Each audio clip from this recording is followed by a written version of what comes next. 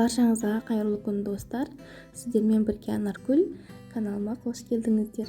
Бүгін сіздермен өте жұмсақ, ерекше дәмді болып шығатын күлше нандардың рецептімен бөлісетін боламын. Рецептіні асықпай түсіндіремін, сондықтан да өткізбей соңына дейін қараңыздар. Біз ең алдымен қамырын дайындап аламыз. Таза ыдысымызға жылы суымызды құямыз және жылы сүтімізді құямыз. Және де қантымызды саламыз, тұзымызды саламыз, ертілген сары майымызды салып, барлығын жақсылап, қантымыз бен тұзымыз ерігенше бір қалыпты етіп араластырып аламыз. Содан соң алдын ала елеуіштен өткен ұнымызды салып, осы ұнның үстіне ашытқымызды, яғни дрожжымызды салып, жақсылап араластырып аламыз. Ашытқыны осылай ұнның үстіне салып жасасаңыздар, қамырларыңыз өте жылдам керемет болып көтерілетін болады. Осылай жасап көріңіздер.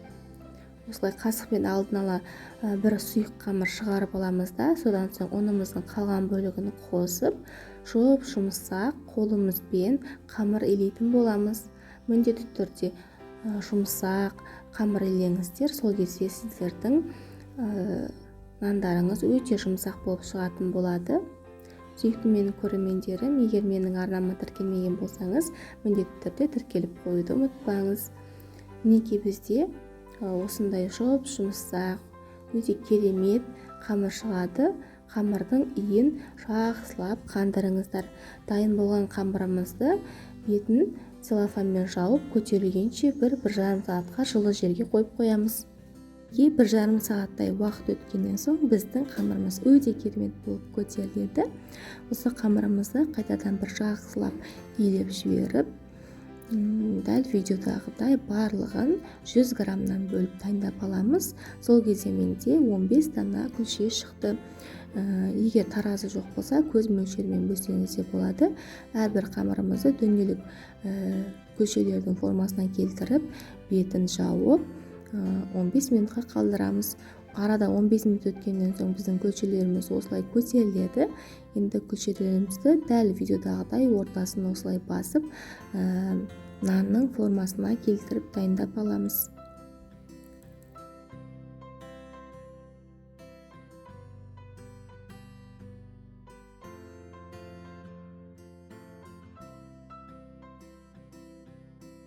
Күлшелерімізді әдемілеп жасап алғаннан соң, ортасын міндетті түрде шанышқымен осылай басып шығыңыздар, қатты көтеріліп кетпеу үшін.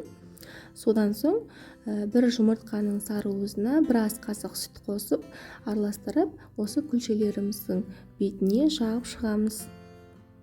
Бетіне әсемдік ретінде ақ күнжіт пен қара күнжіт депсеңіздер болады, немесе күнжіт пен мен секілді макс депсеңіздер де болады. Тіпті ештеңе сеппесеңіздер де болады.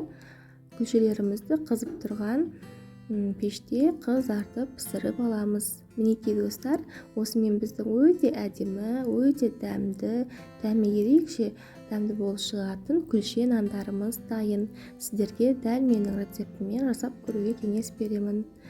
Күлше нандарды әсіресе балаларыңыздың қолына бір-бірден беріп қойсаңыз, қуанып мәз болып жеп жүретін болады. Бұл күлше нандар кәдімгі нанға қарағанда ерекше дәмді болып шығады. Міндетті түрде жасап көріңіздер. Достар, егер менің каналыма тіркелмеген болсаңыз, міндетті түрде тіркеліп, жанындағы қоңырауша белгісін басып қоюды ұмытпаңыздар. Сол кезде сіз менен шыққан әрбір рецептіні бірінші болып қарайтын боласыз және каналымды жоғалтып алмайсыз. Назарларыңызға рахмет. Сіздермен бірге болған Анаргүл.